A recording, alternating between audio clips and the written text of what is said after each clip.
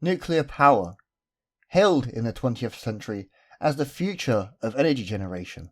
However, because of a series of disasters, it has since been feared by many. Recently, however, because of the looming climate crisis and because of people's need for abundant, clean energy, nuclear power has gained a resurgence in interest. So then, does nuclear power have a place in a sustainable future? While the short answer is yes, in my view, there's a lot of detail and considerations we need to go into in order to do this topic justice.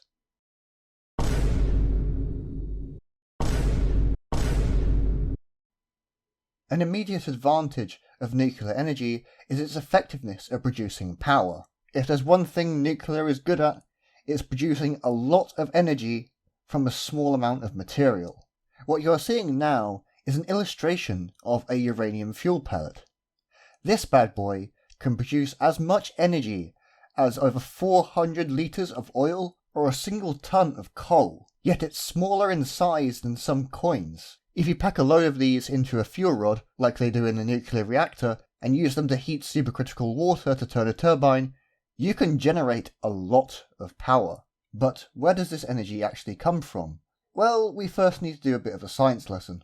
Isotopes are different kinds of the same element that have different amounts of neutrons and thus have different masses. Chlorine, for example, has two isotopes, chlorine-35 and chlorine-37, with chlorine-35 being the most common. Now, we can't really use chlorine as a nuclear fuel because it is a stable element. If there is little variability between the number of protons and neutrons in an atom, it is what's known as a stable isotope.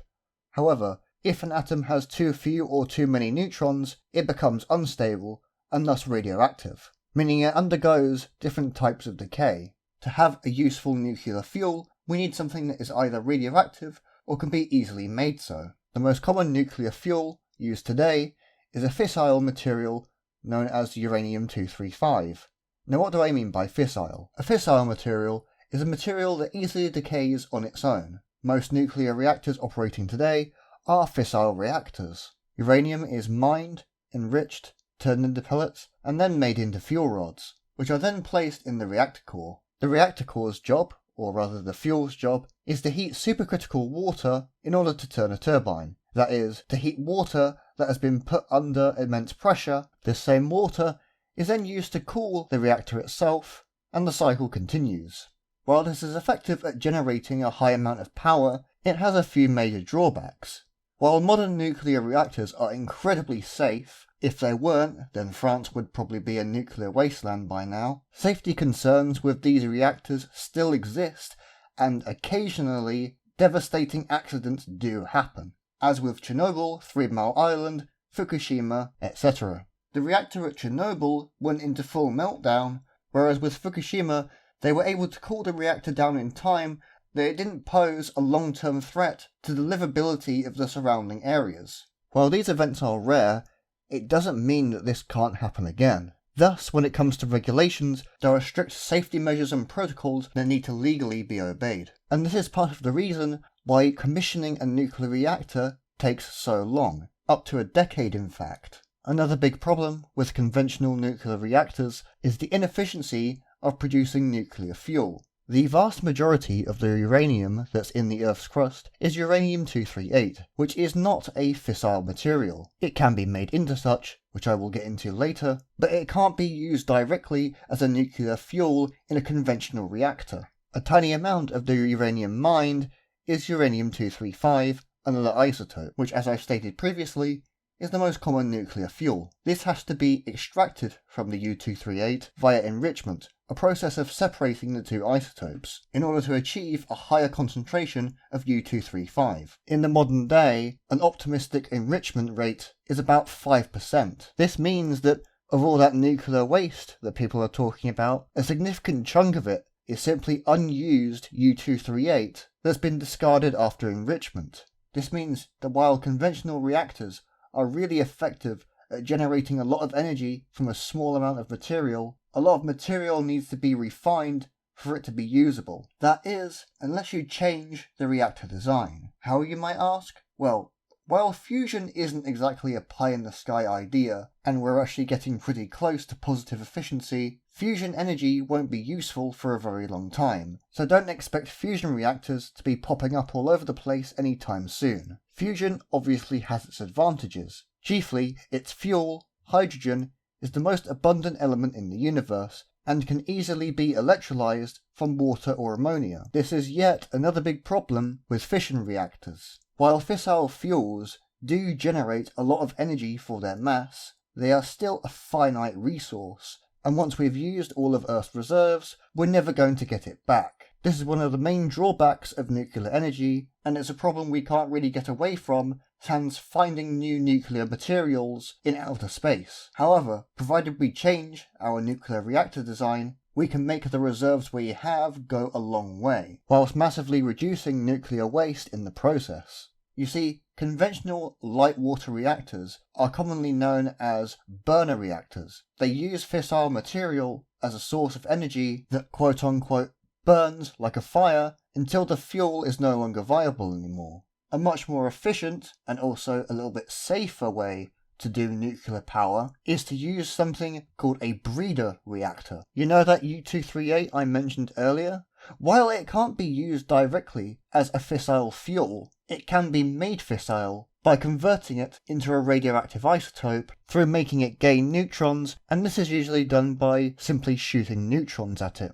Materials like uranium-238 and thorium, which I'll get to in a minute, are what's known as fertile materials in this regard. They're not fissile, but they can be made fissile through the process I explained a moment ago. When uranium-238 gains a neutron, it turns into the fuel plutonium-239, which undergoes a pattern of decay, and this is what generates the energy. While still finite, uranium-238 is much more abundant than uranium-235, and thus serves as a much cheaper fuel. Finite still, but actually 3 to 4 times more abundant than uranium, is thorium-232, which is yet another fertile material. And there are actually reactor designs specialized around thorium.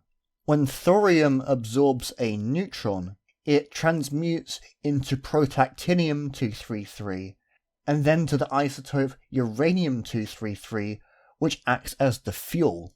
Now those sharp-eared of you will notice that I said uranium-233 is the fuel in this case. Uranium-233 is actually weapons-grade uranium. However, don't panic, because it would be really difficult, dangerous and risky to extract a nuclear isotope from an active reactor core. Not to mention, it would be entirely impractical as the U-233 is being consumed as it's being generated from the thorium. What this all fortunately means is that thorium as a nuclear fuel is extremely difficult to weaponize, which is obviously very good for global safety and for nuclear disarmament efforts. Mentioning safety, breeder reactors actually have an inherent safety measure baked into their design. Because fertile fuels like U-238 and thorium can be irradiated with a neutron gun in order to become fissionable, and they need that neutron source in order to remain active, in the event of an emergency, that neutron gun could effectively be turned off so that there is next to no chance of a runaway reaction. Meaning that with breeder reactors, disasters like we've seen in the past are extremely unlikely. But what does this all mean for sustainability and building a sustainable future?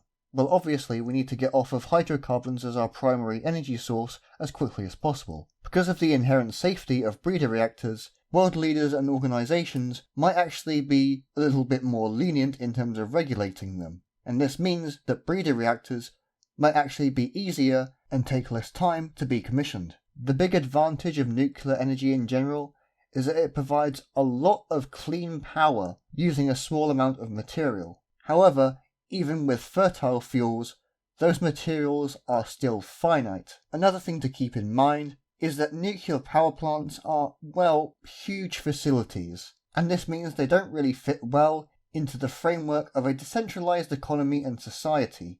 There is actually research being done on the miniaturization of nuclear reactors, but that is still in its very, very early stages. While I think in the long term, renewables actually make a lot more sense, and they fit into decentralization and hyperlocalism a lot better, I think that nuclear power can be instrumental in transitioning towards greener forms of energy, and that is why, in the short term, and even in the mid to long term, I'm in favour of it. And whenever fusion power starts to become viable, that will also be a big game changer. Anyway, I just wanted to give my thoughts on a very interesting topic that's also still quite controversial among those who are interested. But that's all from me this time. I've been Adam.